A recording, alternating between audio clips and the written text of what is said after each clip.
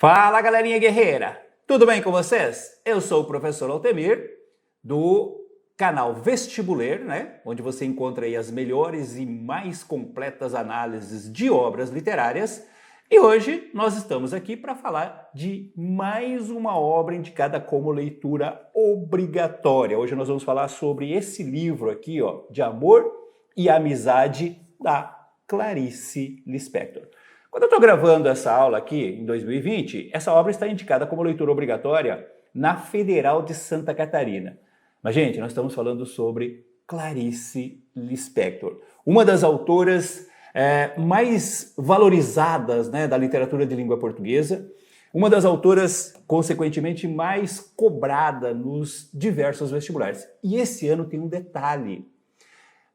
A Clarice estaria fazendo 100 anos do seu nascimento. Ela nasceu em 1920, né? Então, 2020, comemora-se o centenário do seu nascimento. Você tem alguma dúvida de que surgirão muitas questões nos vestibulares da Clarice Lispector, envolvendo a obra da Clarice Lispector, devido a esse centenário do nascimento dela? Então, analisando essa obra aqui, a gente vai falar sobre a autora, vamos falar sobre as suas características temáticas, sobre o estilo da sua linguagem, né? Analisar alguns dos seus textos, ou seja, trata-se de uma análise que serve para praticamente todos os vestibulares aí.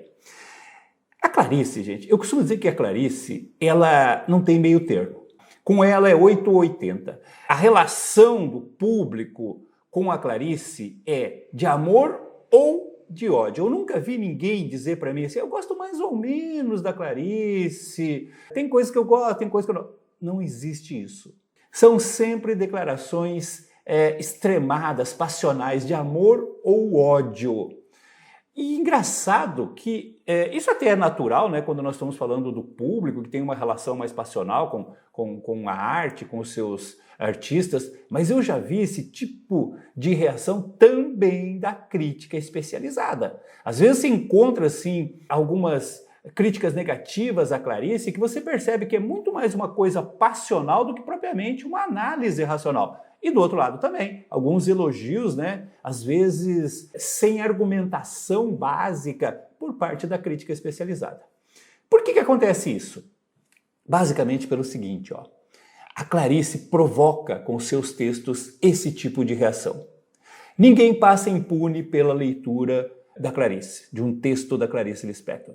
A Clarice, com a sua forma de narrar, né, de refletir sobre a realidade, sobre o mundo, sobre o ser humano, sobre o comportamento das pessoas, ela está sempre cutucando os seus leitores, levando os leitores a uma espécie de autorreflexão.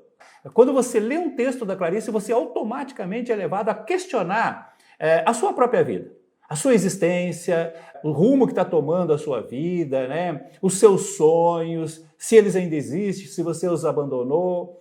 E você há de convir comigo que nem todo mundo gosta desse tipo de questionamento. Então as reações de ódio geralmente são aquelas pessoas que se sentem incomodadas com essa provocação dos textos da Clarice, essa indução a um questionamento que os textos da Clarice provocam aí.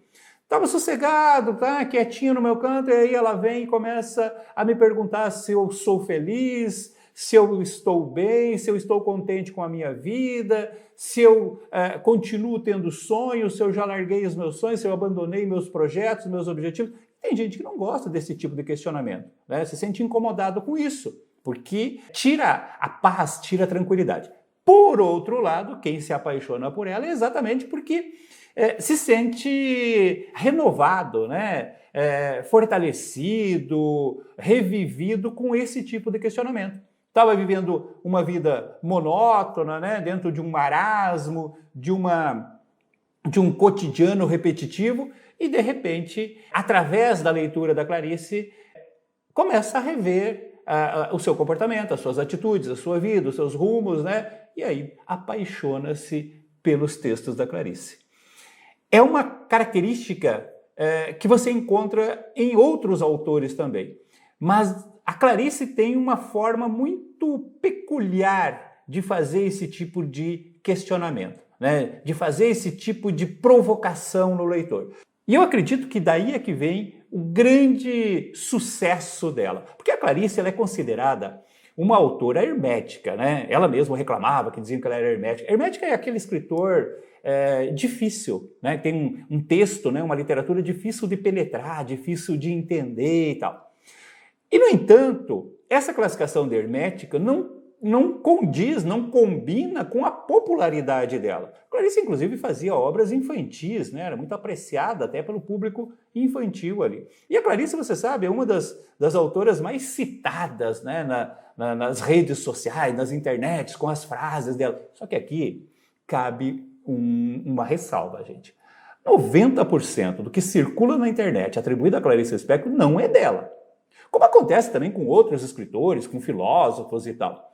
É aquela história, né, gente? Você vê uma frase bonitinha e você não sabe o autor. Colocar lá sem o autor não tem o mesmo peso. Colocar também, né, às vezes uma coisa que você cria, uma frase que você achou bonito, que você criou e tal, mas colocar lá Zé da Silva embaixo, não vai bombar na internet. Então você acaba atribuindo a uma figura que já tem um peso, que já tem um nome, que já tem um respeito, né, dentro da cultura, e aí surgem essas frases atribuídas a Clarice Lispector. Mas quem já leu algum texto da Clarice não confunde a sua literatura.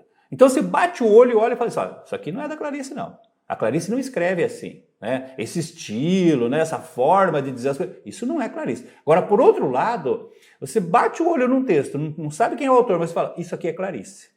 Existe ali uma peculiaridade, existe ali um estilo, né, muito característico que a torna inconfundível. E a gente vai falar sobre tudo isso aqui. Vamos falar sobre o estilo dela, vamos analisar alguns textos, vamos falar um pouco sobre a biografia. Aliás, vamos começar exatamente com a biografia dela.